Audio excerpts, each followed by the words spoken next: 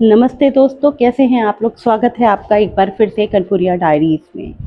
जैसा कि आप लोगों को पता है कि कनपुरिया डायरीज़ लगातार पॉडकास्ट के शो आपके पास लेकर आ रही है। पॉडकास्ट के कई शोज़ में हमने आपको डिफरेंट गेस्ट से मिलाया है। कभी राजनीति का मुद्दा उठाया है, तो कभी शिक्षा के क्षेत्र में कैसे निर्धन बच्चों की शिक्षा कराते हैं, डिफरेंट तरह के लोग होते हैं उसमें, कैसे वो एक मिशन बना लेते हैं। इस कड़ी में भी हमने एक पॉडकास्ट किया है। इसके अलावा हमने डिफरेंट ज्योतिष के क्षेत्र में माँ गंगा के चरणों में एक पॉडकास्ट किया हुआ है, उसमें भी आपको निःशुल्क उपाय बताए गए थे। लेकिन हम कनपुरिया डायरीज़ की टीम आपसे ये वादा करती है कि एक ही क्षेत्र में हम सीमित नहीं रहेंगे, तो हम कानपुर के जो डिफरेंट एक्सपीरियंस हैं, जो डिफरेंट कहानियाँ हैं, जो किस्से हैं, जो कहीं भूली बिसरी यादें हैं और जो यहाँ की फ़ेमस चीज़ें हैं, वो भी आपके सामने लेकर आना चाहते हैं। इसलिए हम दोबारा से हाज़िर हैं कनपुरिया डायरीज़ में, इस बार एक डिफरेंट भूली बिसरी हुई कहानी लेकर। आप जानते हैं, जैसे गंगा के किनारे बसा हुआ कानपुर शहर केवल एक कानपुर शहर नहीं है, ये एक बहुत बड़ा इंडस्ट्रियल एरिया होने के साथ-साथ अंग्रेजी हुकूमत का गढ़ भी रह चुका है। अगर ये अंग्रेजी हुकूमत का गढ़ था, तो ये भी मान के चलिए कि ये स्वतंत्रता संग्राम का रणक्षेत्र भी रहा है। ये है हमारा कानपुर। यहाँ अटल घाट है, यहाँ बिठूर है, यहाँ सीता माँ की रसोई है, यहाँ आनंदेश्वर भगवान हैं, जो बहुत ही फ़ेमस हैं। यहाँ पनकी वाला मंदिर है, यहाँ भैरव जी कोतवाल हैं, यहाँ बहुत कुछ है। यहाँ है अनोखा स्वाद, तो कभी आपको मिलेंगी डिफरेंट कचौड़ियाँ, तो कभी आपको मिलेगा गुलाब जामुन, जो आपका मुँह मिठाइयों से भर देगा। एक अलग ही रस, एक अलग ही स्वाद है यहाँ के खाने में। और ये एक ऐसा क्षेत्र है जहाँ रोज़गार की कोई कमी नहीं है। इस बार दोस्तों हम मुद्दे पर बात करते हैं। कानपुर जब आप आएंगे तो आज भी यहाँ कैंट में आपको मिलेंगी पुरानी हवेलियाँ, पुराने चर्च, जो आपको 60 के दशक की याद दिला देंगे। यहाँ की जो सड़कें हैं वो इतनी आज भी वीरान हैं। आज भी वहाँ पर वो इमारतें हैं जो 60 के दशक में हुआ करते थे, वो पुराने बंगले जर्जर वहाँ पर खपरैल वाले आज भी कुछ मकान हैं जो आपको अंग्रेजी हुकूमत के उस दौर में ले जाएंगे, जो वाकई एक ज़माने में यहाँ पर था और आज भी सब कुछ मौजूद है। आप देख सकते हैं।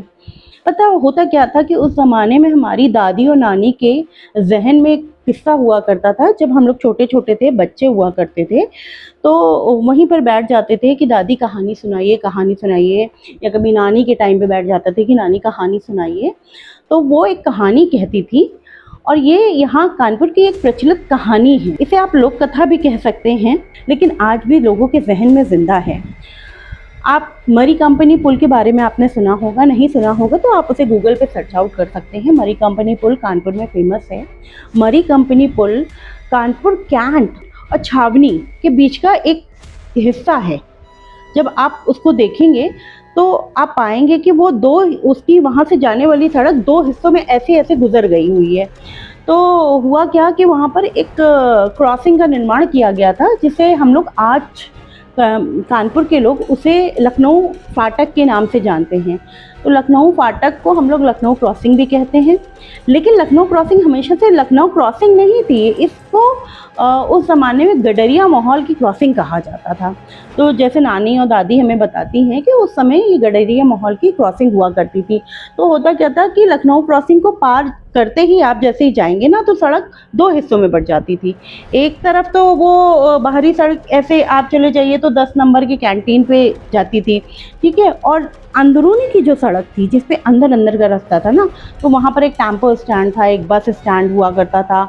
दिन के समय में तो सड़क पर चहल पहल रहा करती थी, लेकिन जैसे जैसे शाम ढलती थी तो आप ये समझ लीजिए कि यहाँ एक अजीब सा सन्नाटा पसर जाता था। डर का माहौल भी बिल्कुल बुरी तरीके से हावी हो जाता था। ये अच्छा, हम लोग ना थोड़ा सा एरिया को डिफाइन करते हैं। तो जो हम कैंट की बात आपको बता रहे थे, तो जब आप कैंट के अंदर जाएं तो वहाँ पर मिलिट्री फॉर्म हुआ करता था डेयरी फॉर्म के साथ। तो मिलिट्री फॉर्म में तो फौजी भाइयों के लिए ना साग सब्जियाँ उगाने का काम किया जाता था। फिर वहाँ MES की एक बिल्डिंग हुआ करती थी, पुरानी खपरेल वाली इमारत थी, जैसे दादी नानी बताती हैं कि वहाँ पर एक ओल्ड सोल करके चर्च था, जो आज भी है, चर्च वहाँ आज भी है। वहाँ बहुत सारे ऐसे बंगले हैं जो जिनको आपको देख के ही लगेगा कि हाँ भैया बहुत पुराने हैं, 60 के दशक के हैं। और वहाँ पर सब पे अंग्रेजी हुकूमत राज करती थी। तो उसी ज़माने में ये एक किस्सा हुआ होगा वहाँ पर कि किसी अंग्रेज की डेथ हो गई थी। अब वो कैसे हुई थी, क्या हुई थी, ये तो कोई नहीं बता पाता, लेकिन हाँ, ये सच है कि देखिए डेथ तो सब जगह होती है, तो डेथ हुई होगी ये तो मानना ही पड़ेगा। दादी ये बताती थी कि जैसे-जैसे जब अंधेरा गहराता था, तो वहाँ पर जो गुज़रने वाले लोग हुआ करते थे, अगर वो वहाँ पर चल रहे होते थे, तो उन्होंने ना कई बारी धुंध में, जो हल्की धुंध होती है, तो उसमें कभी सिगरेट के छल्ले उड़ाते हुए घुड़सवार को देखा। अब ये रियलिटी क्या है, कोई नहीं बता पाया। आज तक किसी ने उसको पूरी तरीके से देखने का प्रमाण नहीं दिया। लेकिन हाँ, जो दादी कहती थी कि पापा लोग भी कहते थे कि हाँ, उस टाइम पे, उस ज़माने में वो दूध और ब्रेड माँगता है लोगों से।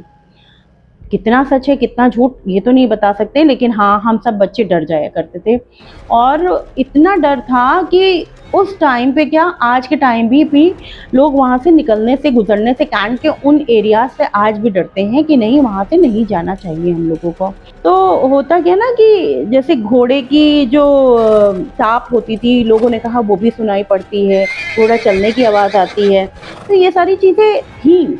अब साइंस का ज़माना है, हम लोग इस पे विश्वास नहीं करते, लेकिन नकारात्मक शक्तियाँ भी ना अपना कहीं न कहीं आभास दिखा देती हैं। जैसे ईश्वर मौजूद हैं, तो हम लोग ईश्वर, हम अंश हैं उनका, तो हम उन पे विश्वास करते हैं।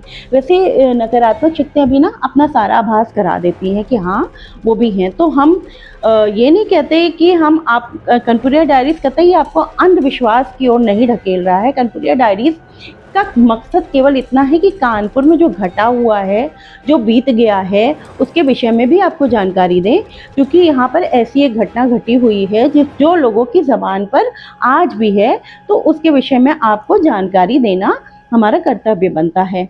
ऐसे कई किस्से हुए हैं जो न्यूज़ में भी पब्लिश हुए, कई बार न्यूज़ में चलाए भी गए। इसी में एक किस्सा था जैसे मुँह नुचवा का। मुँह नुचवा उस टाइम पे इतना हावी था न्यूज़ में और चैनल्स में आता था कि जो भी छत पे सो रहा होता था उसका मुँह नुच गया। कभी पता नहीं चल पाया कि ऐसा कुछ हुआ कि नहीं हुआ, लेकिन हाँ, लोगों के उस टाइम पे न्यूज़ में आता था कि हाँ, ऐसा हुआ। तो कहीं न कहीं तो इस तरीके की शक्तियाँ जो होती हैं ना, कि वो अपना आभास करा देती हैं। रियलिटी कितनी है ये तो हम नहीं बता सकते, लेकिन हाँ, इस तरह की न्यूज़ चर्चा में आती रहती है। हमारे यहाँ बहुत कुछ है, जैसे आप यहाँ पर आएँगे तो हमारा पनकी का मंदिर है, उसकी भी एक अलग कहानी है। वो हम आगे आपको एपिसोड में स्टेप बाय स्टेप, जितने भी हम एपिसोड्स बनाएँगे ना, तो कभी पॉडकास्ट होगा, कभी कहानी होगी, कभी कोई मज़ेदार खेल के बारे में हम आपको कानपुर के बताएँगे, तो कभी हम आपको ले जाएँगे किसी ऐसी दुकान पर जो वाक़ई जिसका कुछ बहुत ही फ़ेमस होगा। तो ऐसा है हमारा कानपुर, बहुत कुछ है हमारे कानपुर में। तो बहुत सारे एपिसोड्स हम करेंगे धीमे-धीमे, सब में आपको हम बताते चलेंगे कि हमारे कानपुर में क्या-क्या नया है, क्या बीत गया है कानपुर में, जो किस्से हैं, कहानियाँ हैं, सब कुछ हम आपको लेके इस एपिसोड में, अपने कानपुरिया डायरीज़ के हर एपिसोड में नया-नया लेके आएँगे, आपको बताएँगे, दिखाएँगे। खैर ये एपिसोड तो था घुड़सवार और अंग्रेज की कहानी पर। तो कि मेरा कहने का मतलब था कि उस टाइम पे जो घुड़सवार था, लोगों का कहना ये है कि वो अपना ही सिर हाथ में लेकर घूमा करता था सड़कों पर, और कोई भी उसके सामने अगर आ जाता था तो वो लोगों से चाय और डबल रोटी की माँग करता था। ना देने पर या उसको अगर कुछ उसने सामने कह दिया या मना कर दिया तो वो दोबारा वो व्यक्ति ही नहीं दिखाई देता था। लोगों का कहना तो ये था।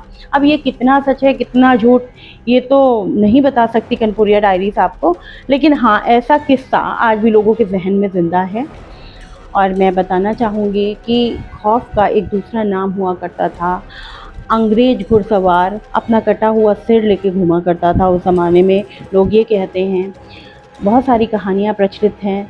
तो दोस्तों, ये थी छापने की भूली बिसरी एक कहानी। इसका उद्देश्य पुरानी भूली हुई स्मृतियों को आप तक पहुंचाना था, ना कि अंधविश्वास को बढ़ावा देना। अगर आपको ये एपिसोड पसंद आया हो तो कृपया करके कनपुरिया डायरीज़ को सब्सक्राइब करें, लाइक करें, शेयर करें।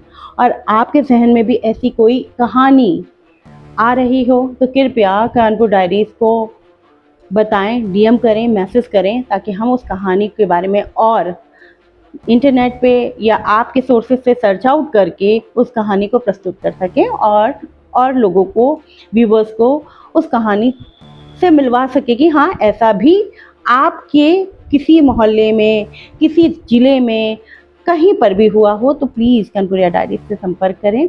इसके अलावा एक और संदेश मैं देना चाहूँगी कि यदि आपके बीच में कोई ऐसा व्यक्ति है जिसने कोई विशेष काम किया हो, तो स्वागत है उसका हमेशा से कनपुरिया डायरीज़ में। आप हमें डीएम करें, मैसेज करें, लाइक करें, सब्सक्राइब करें। फिर मिलेंगे। नमस्कार दोस्तों।